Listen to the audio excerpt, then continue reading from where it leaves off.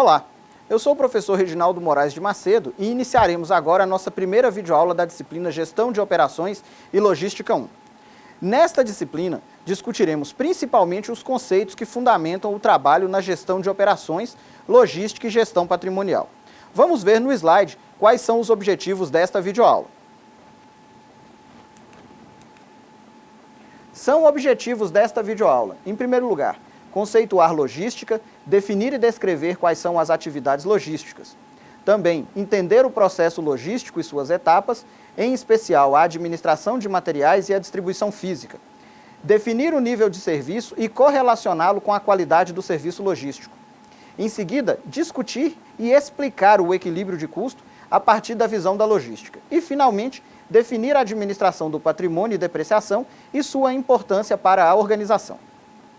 É muito comum ouvirmos a expressão controle de estoques, principalmente nas organizações privadas. Esta é uma grande preocupação dos gestores. De forma geral, este controle de estoque resume um conjunto bastante complexo de decisões que podem impactar de forma decisiva o funcionamento da organização.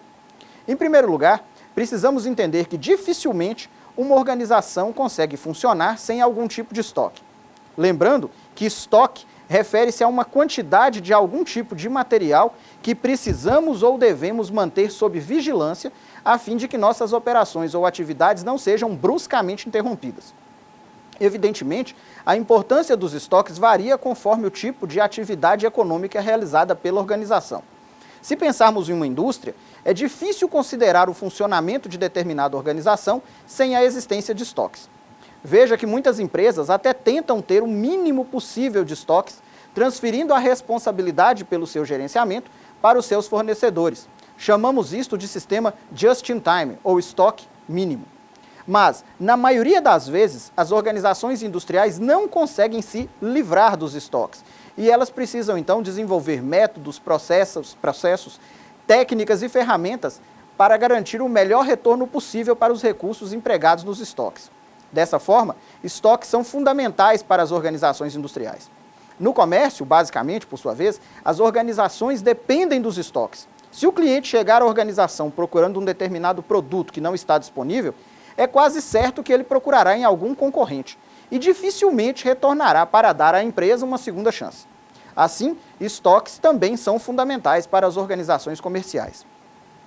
No caso das organizações de prestação de serviço, a situação dos estoques também é muito importante, uma vez que os maiores problemas estão relacionados à prestação do serviço em si, que pode ser bastante comprometida no caso de falta de um determinado material utilizado durante a prestação do serviço. Existe uma tendência, no entanto, em acreditarmos que os estoques e sua gestão são importantes apenas para as organizações privadas. É claro que existe uma importância muito grande nesse caso, mas não devemos subestimar a importância dos estoques em uma organização pública. Vamos aqui discutir dois exemplos, um hospital e uma escola. Então vamos fazer algumas perguntas para tentarmos encontrar essas respostas. É possível gerenciar um hospital sem o estoque de medicamentos? E o estoque de campos cirúrgicos, roupas e lençóis? E os equipamentos médicos? E os materiais para uso nos procedimentos médicos, como bisturis, luvas, álcool, etc. E a alimentação dos pacientes e acompanhantes? Até mesmo os gases medicinais precisam ser estocados. E o material de limpeza? Imagine o caos se não houver estoque de hipoclorito de sódio, de álcool, de iodo, entre outros medicamentos. Como serão realizados os exames se não houver estoque de luvas, reagentes químicos e até mesmo papel para imprimir os resultados? Se pensarmos corretamente, até mesmo a energia elétrica precisa ser estocada. O que pode ocorrer se a energia elétrica acabar? É necessário, então, que tenhamos um estoque de energia elétrica sob a forma de um gerador. Pense agora uma escola. Que itens precisam ou devem ser armazenados em uma escola? Livros? Alimentos para a merenda escolar? Mobiliário extra? Material de limpeza? Você se lembra de mais algum item necessário em termos de estoque em uma escola? Vamos ver no próximo slide alguns tipos de decisões que os gestores de estoque ou de atividades logísticas costumam tomar. Vamos ao slide. Temos alguns questionamentos aqui que o gestor precisa responder. Alguns deles podem parecer muito óbvios, mas normalmente costumam trazer uma certa dificuldade para o seu gerenciamento. Em primeiro lugar, nós temos várias perguntas relacionadas ao processo de compra. O que comprar, quando comprar, como comprar, de quantas vezes comprar, de quem comprar, onde comprar e quanto comprar. Todos esses processos de compra, ou todas essas perguntas de compra, elas são extremamente importantes. Num segundo momento, quanto pagar? Né? Quanto eu vou pagar pelo que eu estou comprando? Eu tenho desconto se eu comprar um lote maior, um lote menor? Como eu vou fazer para receber e conferir? Como armazenar o produto, o material que foi adquirido? Precisa de algum tipo de armazenamento especial? Ele precisa de um depósito refrigerado? Ele precisa de algum tipo de vigilância? Como é que funciona esse processo de armazenamento? Como movimentar os itens internamente, ou seja, a partir do momento que eu precisar tirar esses itens do estoque e levar para o meu local onde acontece a produção ou a prestação de serviço, como é realizada essa movimentação? É uma movimentação manual? É uma movimentação realizada por algum tipo de equipamento, por algum tipo de máquina? Como é que eu vou dar baixa, entre aspas, no estoque? Ou seja, como é que eu vou fazer o registro da entrada e também da saída, do consumo desse material? Como distribuir o produto? Veja bem que existe uma diferença entre movimentar o produto e distribuir o produto.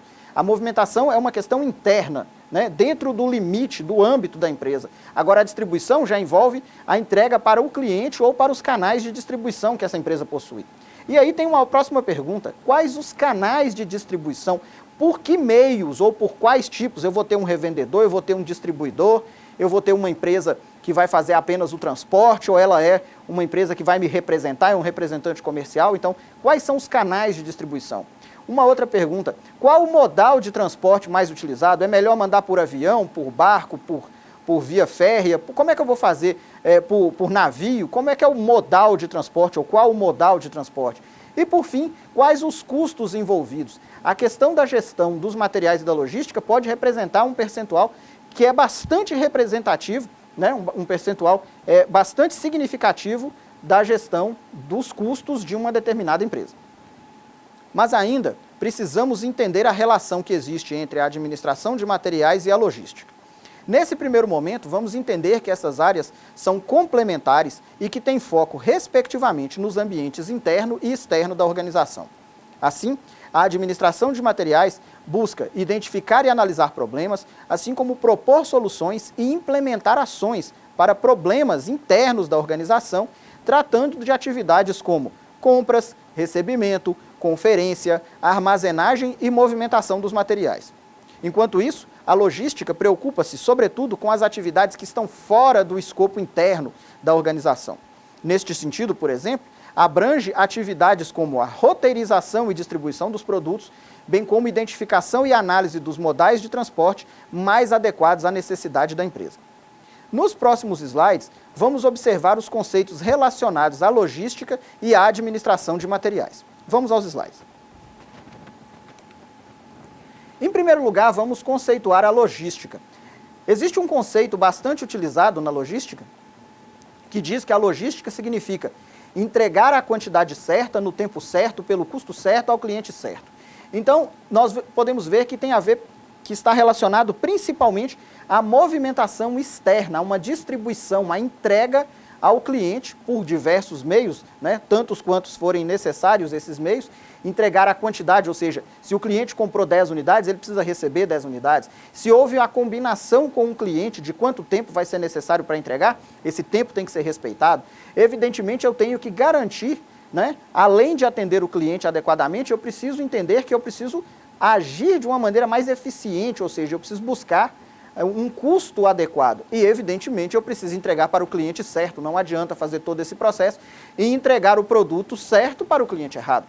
São atividades também da logística, análise da demanda, ou seja, quanto o mercado está necessitando de um determinado produto, análise também da capacidade de transporte, ou seja, análise da minha capacidade de oferecer o produto para essa sociedade.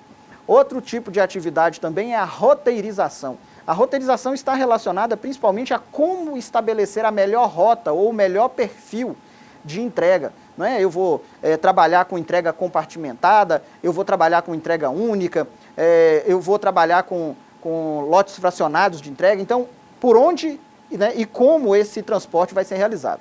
Uma outra questão é a análise e construção da rede multimodal. Em países que têm uma estrutura ou uma infraestrutura logística mais organizada, nós podemos passar o produto ou transportar o produto por vários modais. Num primeiro momento eu posso colocar o produto num barco, depois do barco eu posso colocar num trem eu posso colocar num caminhão, e aí até que ele chegue ao seu produto, ao seu local final de utilização. Ainda com relação aos conceitos, nós temos ali a administração de materiais. Eu trouxe 2 conceitos. A gente pode entender a administração de materiais como o gerenciamento dos processos necessários, a manutenção das operações organizacionais. Ali está até escrito empresariais, mas vamos pensar de maneira mais expandida. Além das empresas, isso também serve para as organizações públicas, ligadas àquilo que essa organização realiza e aos serviços que ela presta. Uma outra definição diz que é um conjunto de atividades que tem como objetivo planejar, executar e controlar os materiais adquiridos e usados por uma organização com base na especificação no uso dos produtos a serem adquiridos por ela.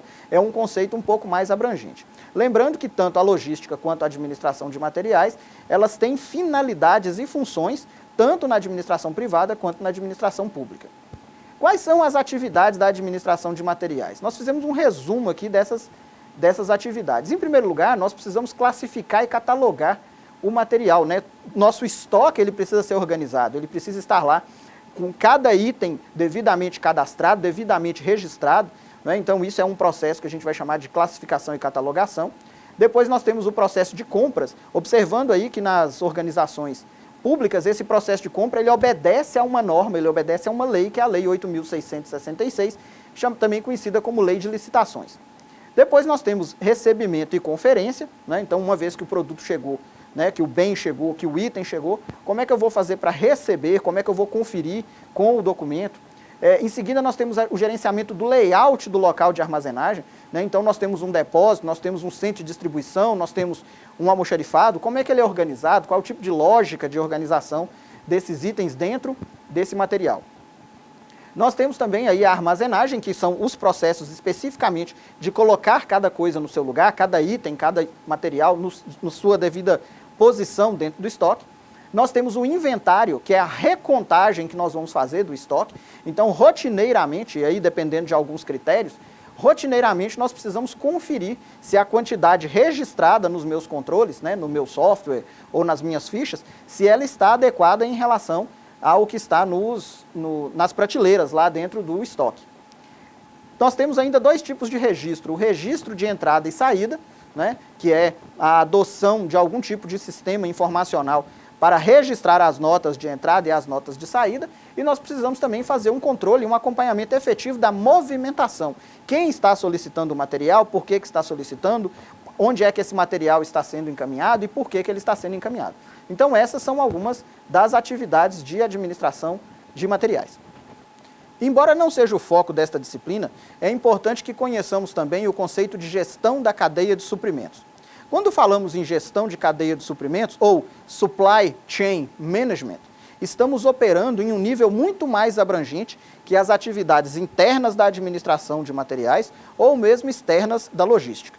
Estamos pensando em aspectos muito mais ampliados, que envolvem a definição dos objetivos estratégicos da organização e as formas de interações e os relacionamentos que a organização estabelece com outras organizações no mercado, sejam elas privadas ou públicas. A gestão da cadeia de suprimentos inclui objetivos de longo prazo e está focada em compreender como as relações entre essas organizações podem beneficiar cada um dos participantes desta cadeia. É comum, nesse caso, que tenhamos de nos preocupar com o que ocorre dentro da nossa organização e, além disso, precisamos compreender os impactos daquilo que acontece nas operações dos nossos fornecedores e dos nossos clientes. E a cadeia de suprimentos vai mais além. Talvez seja necessário compreender os fornecedores dos nossos fornecedores e os clientes dos nossos clientes.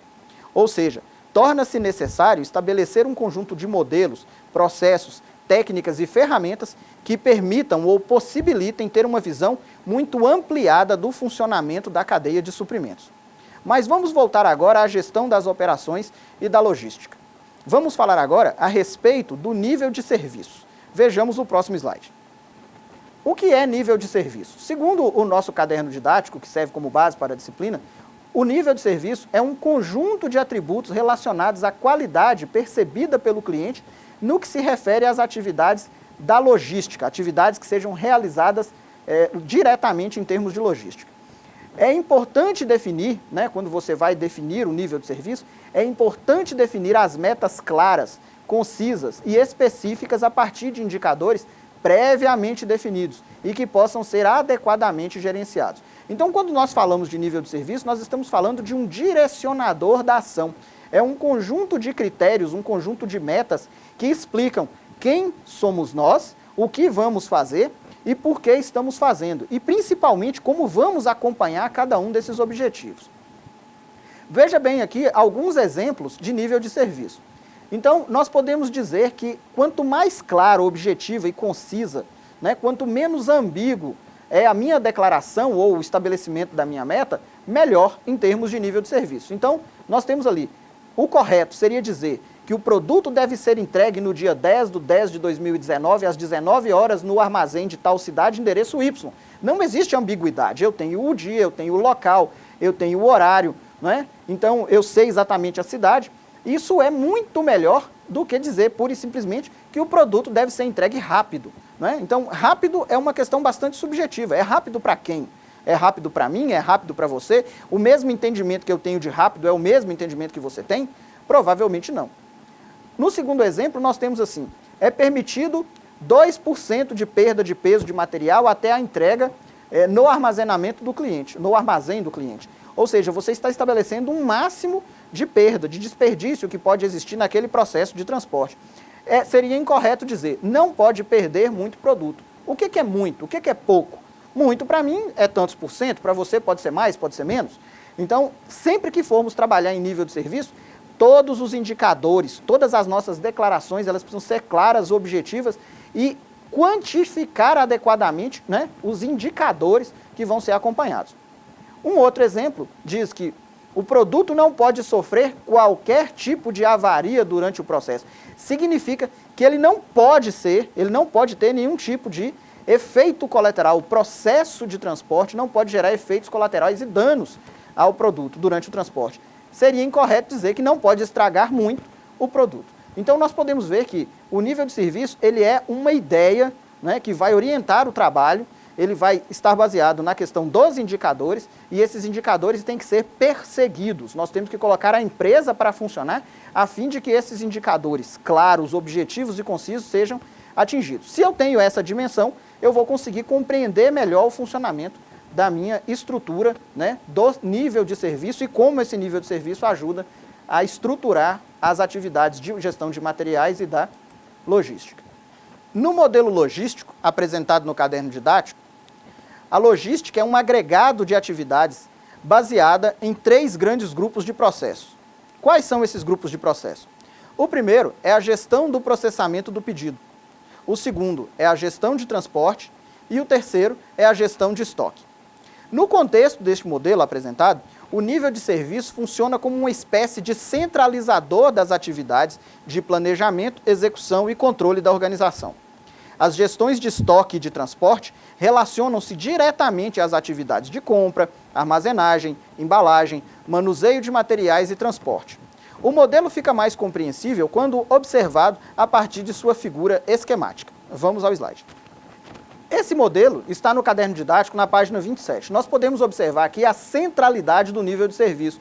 A partir do nível de serviço é que se organizam as atividades da logística que estão desenvolvidas ou estão distribuídas em 3 grandes polos.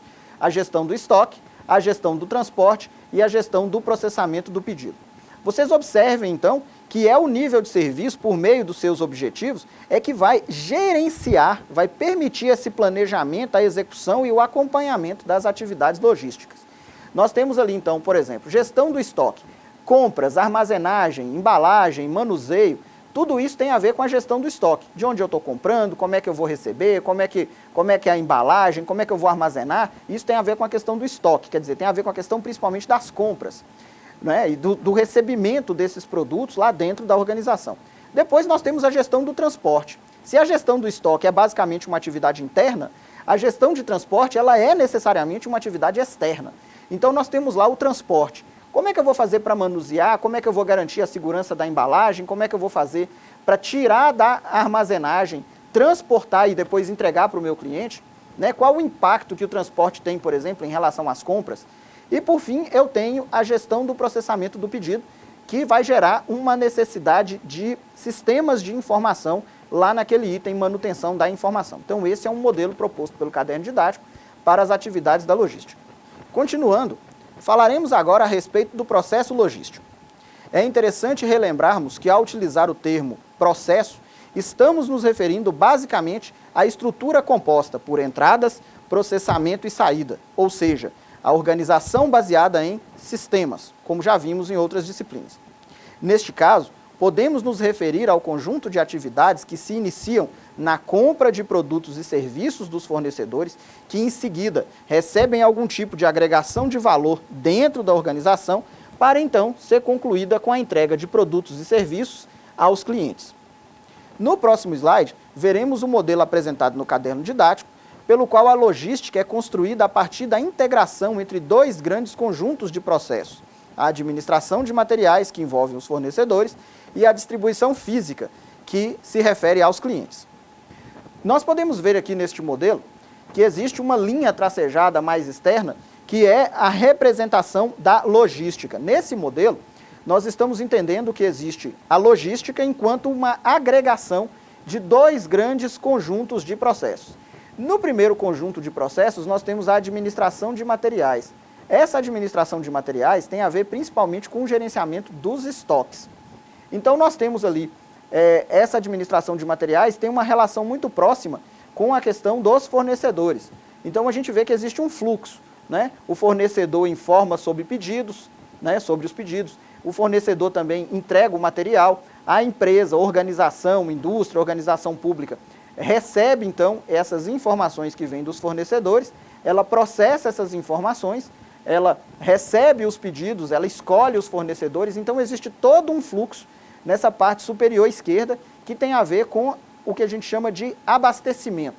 Sou eu, organização, adquirindo produtos e serviços que depois esses produtos e serviços serão processados de alguma forma dentro da organização. Do outro lado do modelo, nós temos a parte que envolve os clientes, né? Então, o cliente ele vai nos procurar para perguntar a respeito do produto, para perguntar a respeito do serviço. A organização, então, de posse do produto ou do serviço desejado pelo cliente, ela entrega esse produto para o cliente e nós vamos, então, entregar esse produto, entregar esse serviço para o cliente, né, prestar esse serviço para o cliente da forma mais racional, mais otimizada, né, buscando sempre superar as expectativas ou, no mínimo, atender às expectativas do cliente para que ele consiga, para que ele continue sendo nosso cliente. Então, nós podemos ver que é uma engrenagem que funciona, né, que precisa funcionar de ambos os lados. Se eu tenho dificuldades com relação aos fornecedores, né, então eu deixo de pagar os fornecedores, eu não recebo o produto no tempo certo, eu começo a ter problemas de entrada dos meus produtos, dos meus materiais no estoque, essa situação toda começa a atrapalhar o funcionamento da minha organização e, evidentemente, vai haver uma dificuldade com relação à entrega de produtos e serviços de maior valor agregado para o cliente. Se o lado do cliente também passa a não funcionar direito, eu começo a ter problemas de rentabilidade, eu começo a ter problemas, por exemplo, de não receber adequadamente o dinheiro e aí não recebendo, né? O cliente comprou. Se eu não recebo o dinheiro, se eu não aumento a minha liquidez, eu começo a ter problema para quitar as minhas dívidas com os meus fornecedores. Então, nós podemos ver que todo esse sistema, toda essa linha de funcionamento, ela é sistêmica. Um lado que começar a não funcionar adequadamente vai impactar no funcionamento de todo o sistema. Por isso que nós falamos, né, que processos logísticos eles são basicamente sistêmicos. Então, a gente precisa entender que uma decisão tomada em termos de fornecedores pode atrapalhar dentro da minha empresa e, consequentemente, atrapalhar a minha relação com o cliente. E vice-versa. Decisões ruins com os clientes implicam, né, que, num futuro mais próximo, eu vou ter problema também com os meus fornecedores. Um tópico especialmente importante para o gestor da logística é a compreensão dos custos de estoque. dos custos logísticos em geral e de seus processos de formação. Falaremos mais detalhadamente a respeito dos processos de formação dos custos nas próximas videoaulas. Mas neste momento é relevante que possamos entender como estes diversos custos se relacionam e se influenciam. De forma geral, temos 4 grandes grupos de custos que precisam ser considerados. O primeiro é o custo de processamento dos pedidos, que é relativamente estável, embora possa variar sob determinadas circunstâncias. O segundo é o custo do transporte, que depende, entre outros fatores, da frequência com que as compras ou os ressuprimentos ocorrem. De forma geral, quanto mais compras realizadas em um determinado período de tempo, maiores os custos de transporte. O terceiro é o custo de armazenagem, ou custo dos estoques, que envolve os valores decorrentes da manutenção dos estoques de materiais pelo tempo necessário até sua aplicação, uso ou distribuição. E, por fim, temos os custos totais ou globais, que são o resultado da somatória ou das interações entre os 3 tipos de custos já mencionados. Vamos verificar no próximo slide como tais interações determinam o custo total dos estoques. Essa figura, que nós vamos chamar aqui de equilíbrio dos custos sob a ótica da logística, é uma figura bastante comum nos livros de logística e tem um significado muito especial para nós, que agora nós vamos buscar compreender, né, esse gráfico, que ele é um gráfico muito importante e que muitas vezes as pessoas não compreendem adequadamente esse gráfico. Nós podemos ver aí representados os 4 tipos de custos mais relevantes, vamos dizer assim, dentro de uma empresa. Se vocês observarem, aqui no eixo vertical, no eixo Y, nós temos os custos, e aqui no eixo Y nós temos lá os estoques, tá? Então, nós temos uma linha quase sobre o eixo X aqui, uma linha que normalmente representa um custo mais baixo, que é a linha de processamento do pedido. O que é esse custo de processamento de pedido? Normalmente ele representa o salário que é pago para as pessoas que fazem a compra, ele vai identificar, por exemplo, algumas despesas relacionadas a você fazer a cotação, a processar o pedido. E vocês podem observar que normalmente, né, ele está ali perto do zero, mas ele não é zero. Ele tem um valor, que é o valor de processar os pedidos. Evidentemente, quanto mais pedidos você fizer, essa linha ela tem uma tendência a se inclinar um pouquinho para cima, né? Quanto mais processamento, quanto mais pedidos você fizer, existe uma tendência, embora no contexto geral, né, dos custos, ela vá sempre ficar com um valor um pouco menor. É normal que o processamento do pedido, que os custos de processamento do pedido, eles fiquem ali num nível mais baixo em relação aos demais itens do custo. Depois nós temos, começando aqui perto do processamento do pedido, nós temos uma curva, que a gente vai chamar de curva do estoque. Vocês podem observar que essa curva de estoque ela vai aumentando à medida que a curva de custo de transporte vai diminuindo. O que significa isso? O que para nós é custo de transporte?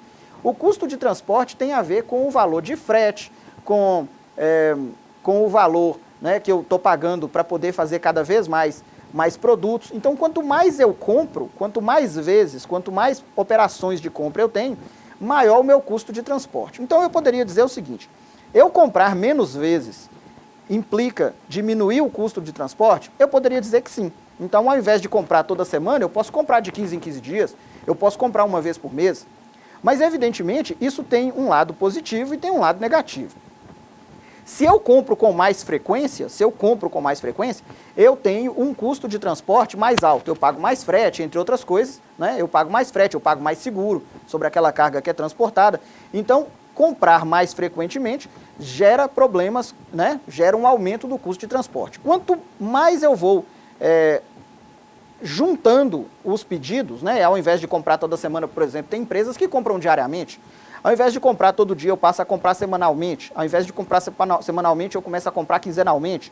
Então, existe uma tendência dessa linha começar a diminuir. Quanto mais eu vou concentrando as minhas compras, mais o custo de transporte vai diminuindo. Mas isso, obviamente, tem um efeito colateral. Uma vez que eu compro lotes maiores, que eu compro quantidades maiores de cada vez, evidentemente eu recebo também lotes maiores. E talvez não dê tempo de consumir esses produtos rapidamente, esses itens rapidamente. O que vai acabar acontecendo? Eu preciso manter esses itens em algum lugar. Então eu preciso gerar um processo chamado armazenagem. Eu compro lotes maiores, eu recebo cargas maiores e eu vou precisar de um espaço maior para colocar esse estoque, para colocar esses produtos. Portanto, à medida que o meu custo de transporte diminui, o meu custo de estoque aumenta. Antes eu tinha, por exemplo, lá um almoxerifado, um depósito pequeno, porque eu comprava com mais frequência, então eu não precisava de muito espaço. E aí, num determinado momento, eu resolvo comprar numa frequência menor, e aí eu recebo lotes maiores, portanto eu preciso armazenar mais produto por mais tempo.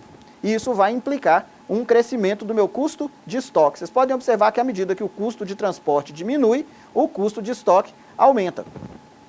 Bom, Reginaldo, e aí? Que solução que a gente tem para isso? A solução é encontrar o que a gente chama de equilíbrio dos custos. Vocês podem observar que lá em cima tem uma curva chamada custo global. O que é esse custo global? Ele é a somatória de todos os custos, do processamento do pedido, do custo de transporte e do custo de estoque. Então, veja bem que no ponto em que o custo de estoque encontra o custo de transporte, é que o custo global ele é o menor. Então, o que significa isso? Significa que, num determinado momento, comprar em lotes maiores significa diminuir o custo de transporte, mas, ao mesmo tempo, significa aumentar o custo de estoque. Em um determinado momento, você vai encontrar esses dois custos. É o custo de estoque, naquele ponto ali em que o custo de estoque encontra o custo de transporte, é que nós temos o menor custo global. Se você continua gerando estoque para diminuir o custo de transporte, você vê que o custo global começa a subir. Então, é ideal ou é o adequado que você consiga racionalizar o seu processo. Nem vai gastar muito com transporte, nem vai gastar muito com estoque. E é nesse momento que você encontrou esse equilíbrio que você vai ter o custo global mais adequado, o mais otimizado. Então você tem um ponto exato, né? Um momento em que você está operando dentro do maior grau de racionalidade. Você tem um custo de estoque sob controle, você tem um custo de transporte sob controle, você tem um custo de processamento sob controle, e nesse momento em que essas curvas aí, né, principalmente o estoque e o transporte se encontram, é que você tem o menor custo global. Eu quero frisar realmente assim, a importância desse gráfico, justamente porque ele é muito mal compreendido, e eu acredito que, enquanto administradores, a gente precisa ter uma ideia real. A gente jamais vai conseguir zerar o custo de transporte, como a gente também não vai conseguir vai zerar também o custo de estoque. Se eu tenho um custo de estoque muito baixo, eu vou ter um custo de transporte muito alto. Se eu tenho um custo de transporte muito baixo, eu vou ter um custo de estoque muito alto. E aí o que nós precisamos encontrar é o meio termo, a fim de que a gente encontre o custo adequado, o custo global correto. No próximo item, falaremos a respeito do planejamento da logística. É importante relembrarmos que as atividades de planejamento referem-se à definição em diferentes níveis decisoriais do que, como, quando, onde, por quê, quanto vai custar e quem vai fazer alguma determinada decisão em atividade de planejamento da logística. É possível também estabelecer uma relação entre a amplitude do planejamento da logística e as atividades que normalmente são desempenhadas em cada um desses níveis: administração de materiais, logística e cadeia de suprimentos. Veremos essas relações, então, no próximo slide. Por que precisamos executar o planejamento da logística? Quais são os fatores que conduzem ou que justificam ou que dizem que é importante e relevante fazer o planejamento da logística? Basicamente, nós temos 3 justificativas. A primeira é a redução dos custos, não é? Então, eu quero prestar o melhor serviço ao meu cliente, eu quero atender às suas necessidades, eu quero superar as suas expectativas, mas eu preciso garantir o funcionamento da própria empresa.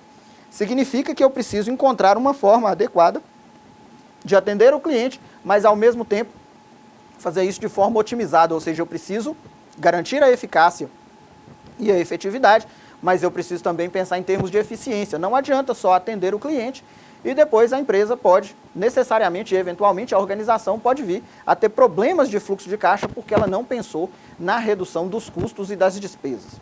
Outra questão importante também é a redução dos investimentos, não é? Então, o que é um investimento? O investimento é um gasto que tem como objetivo melhorar a performance da empresa. Então, muitas vezes eu estou utilizando um maquinário, estou utilizando um determinado processo, e esse processo tem gerado custos e despesas muito altos, né? Então custos muito altos, e o investimento então é uma forma de tentar elevar a eficiência dos meus custos. Mas, evidentemente, eu não vou ficar fazendo investimentos o tempo todo. Eu quero compreender bem o processo de realização de investimento, a fim de que eu faça bons investimentos. Bons investimentos no sentido que, uma vez que eu realize o investimento, ele me retorne em, de fato, uma melhoria de performance dentro daquela organização. Uma outra questão, né, um outro fator que é primordial para o planejamento da logística é a melhoria dos níveis de serviço. Então, nesse contexto, nós podemos imaginar, como nós já vimos, né, no caderno didático, que o nível de serviço é um conjunto de fatores, de atributos de qualidade que vão orientar o funcionamento das atividades de logística. Então, eu quero sempre melhorar esses indicadores. Eu quero tornar o cliente mais satisfeito, principalmente porque o cliente é que vai manter a minha organização em funcionamento. Então, esses são os três pilares, vamos dizer assim, as três principais justificativas para que eu invista em planejamento da logística. Uma outra questão é que esse planejamento da logística ele acontece em vários níveis. E aí cabe aqui uma observação, né? Alguns autores eles vão dizer que existe uma delimitação muito clara entre gestão de materiais, logística e cadeia de suprimento. É como se nós estivéssemos falando de níveis. Então, no planejamento operacional, ou seja, no planejamento do dia a dia, das ações, nós estamos falando de gestão de materiais, do controle de estoque, daquilo que tem que ser comprado, daquilo que não deve ser comprado, de como vai ser armazenado, como é que vai ser movimentado dentro da empresa, dentro da organização. Então, isso nós estamos falando de uma gestão de trabalho real e efetivo dentro da organização, dentro das operações, né, que ela realiza. Então, a gente vai chamar isso aí de planejamento operacional e que está muito vinculado à gestão de materiais. Quando nós falamos de planejamento tático, que é o nível intermediário da pirâmide, aí nós já estamos falando de logística e distribuição, que já envolve o cliente, os canais de distribuição, né? Envolve como é que eu vou estabelecer a melhor rota para entregar o produto para o cliente. Então, é um planejamento mais tático, é um planejamento mais de organização, né? Embora também tenha algumas operações aí, mas é principalmente uma questão mais organizacional. E aí, por fim, nós temos o planejamento estratégico, que é o planejamento de longo prazo, né? Isso envolve a cadeia de suprimentos. Quem sou eu dentro desse contexto geral? Quem são meus fornecedores? Os fornecedores dos meus fornecedores, os fornecedores dos fornecedores dos meus fornecedores e assim vai. Então, é como se fosse uma rede, né? Uma cadeia, um conjunto de elos em que a minha organização está no centro e eu preciso entender todas as pessoas que me fornecem produtos, né, que vão entrar na composição do meu produto ou do meu serviço, e todos aqueles que vão se beneficiar daquilo que eu produzo. Então, a gente chama esse processo integrado de cadeia de suprimento, e ele deve ser pensado de forma estratégica. Então, nós podemos dizer que o planejamento estratégico está relacionado à cadeia de suprimentos, o planejamento tático à logística e distribuição, e o planejamento operacional à gestão de materiais. Caminhando para o fim de nossa primeira videoaula, abordaremos agora outro aspecto fundamental do gerenciamento organizacional, a gestão do patrimônio. Em primeiro lugar, é importante diferenciar estoques de materiais de patrimônio. Enquanto os estoques de materiais são formados por itens como matérias-primas, insumos, produtos em transformação ou produtos acabados, o patrimônio é formado pelos itens que realizam ou propiciam a realização destas atividades de produção ou prestação de serviço. No caso do patrimônio, temos as máquinas, equipamentos, instalações prediais, veículos e mesmo itens de menor valor financeiro, como computadores, mobiliário, etc. Observem que o patrimônio tem as características de uso ao longo do tempo. São utilizados nas operações, né, de produção ou de prestação de serviço da organização e não são, inicialmente, adquiridos com a finalidade de revenda ou distribuição. São, desta forma, considerados bens ou ativos imobilizados. Uma característica interessante dos bens patrimoniais é a capacidade de se calcular a perda de seu valor decorrente do seu desgaste pelo uso. A esta perda chamamos de depreciação.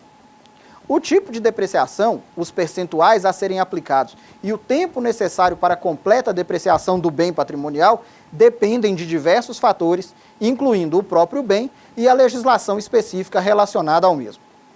As principais movimentações relacionadas com o patrimônio são aquisição, venda de bens inservíveis ou indesejáveis, substituição de bens e baixa de bens.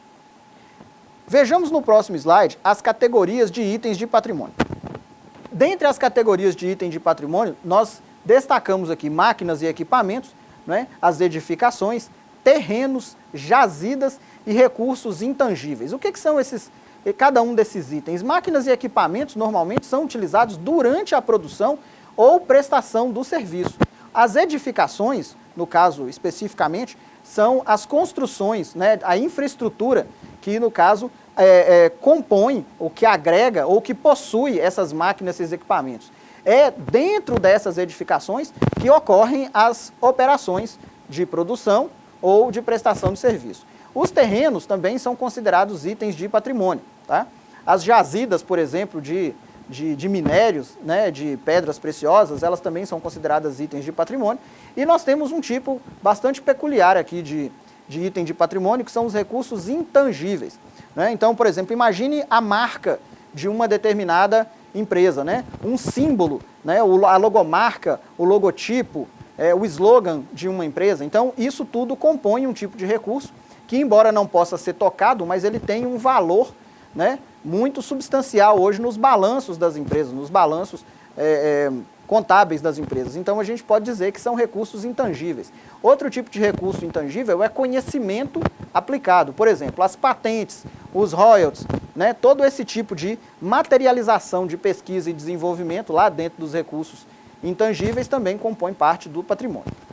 Uma outra classificação diz que os itens de patrimônio eles podem ser separados entre recursos patrimoniais móveis, que são aqueles que a gente tem condição de movimentar com relativa facilidade, então são máquinas, equipamentos, veículos, e aí temos também os recursos patrimoniais imóveis, aí no caso são as edificações, os terrenos, né? Então esses elementos eles estão fixos, né? Então além de imobilizado, ele também é um ativo fixo. Então nesse caso nós temos essas categorias de patrimônio. Estamos encerrando esta videoaula. Eu gostaria de destacar dois aspectos altamente relevados aqui tratados nesta videoaula, então eu gostaria que vocês prestassem atenção aqui no próximo slide. Fazendo o fechamento dessa videoaula, eu quero destacar dois pontos extremamente importantes. Primeiro, que existem diferenças entre os conceitos e os modelos de integração entre logística, administração de materiais, gestão patrimonial e gestão de cadeia de suprimento. Nós temos uma evolução ao longo dos últimos 50, 60 anos, em que nós começamos de uma forma mais tímida, né, mais centralizada, buscando compreender melhor a administração de materiais. Depois nós tínhamos uma relação da empresa com a sua parte interna e aí com o seu estoque. Depois nós agregamos o fornecedor e chamamos isso aí de administração de materiais. Num outro momento a gente passa a agregar o cliente e nós chamamos isso de logística. Evidentemente, agora nós estamos pensando de forma mais ampliada entre organizações e como essas organizações se estabelecem. Então a gente chegou no nível do que a gente chama de gestão da cadeia de suprimentos ou Supply Chain Management.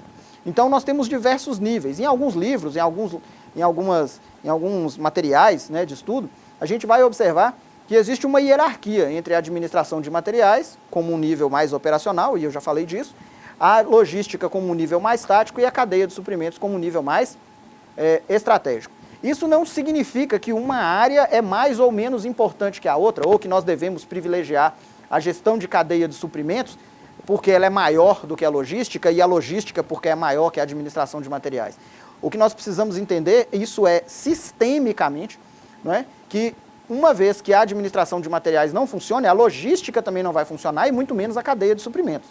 Então nós temos diversos níveis de atuação e de responsabilidade, mas esses níveis são igualmente importantes. Não é porque a cadeia de suprimentos envolve toda a empresa e todas as empresas que estão naquela mesma cadeia que a gente tem que se preocupar só com ela. Ela só vai funcionar se a logística funcionar e se a administração de materiais funcionar.